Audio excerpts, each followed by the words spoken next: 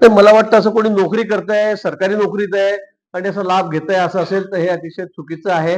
मला वाटतं त्या संदर्भामध्ये थोडी शोध मोहीम सुरू आहे. म्हणजे विनाकारण म्हणजे जे बिचारे खरं गरजू आहेत त्यांना हा लाभ मिळाला पाहिजे, त्यांच्यासाठी योजना आहे.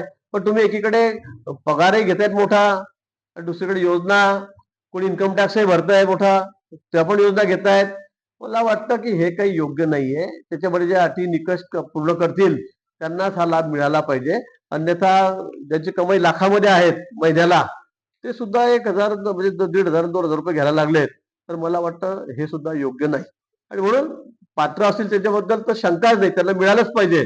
आम्ही सरकारने सांगितलंय, माननीय मुख्यमंत्री महोदयांनी आमच्या शासनाने सांगितलंय की नियमितपणे हप्ते यांच्या खात्यामध्ये जातील, तिथे कुठे आम्ही कमी पडणार नाही. पण जर इतक्या चुकीच्या मार्गाने कोणी नुसते फॉर्म भरले आणि आम्हाला पैसे मिळत आहेत, तर मला वाटतं ते सुद्धा योग्य नाही. त्याची आता तपासणी थोडी सुरू आहे, त्यातून थोडी चालली लागेल. ठळक घडामोडींसाठी देशोन्नती न्यूज चॅनलला सबस्क्राईब करा आणि बेल आयकॉन प्रेस करा.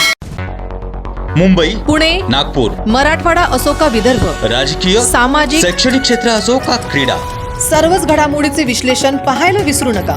फक्त देशोन्नती न्यूजवर.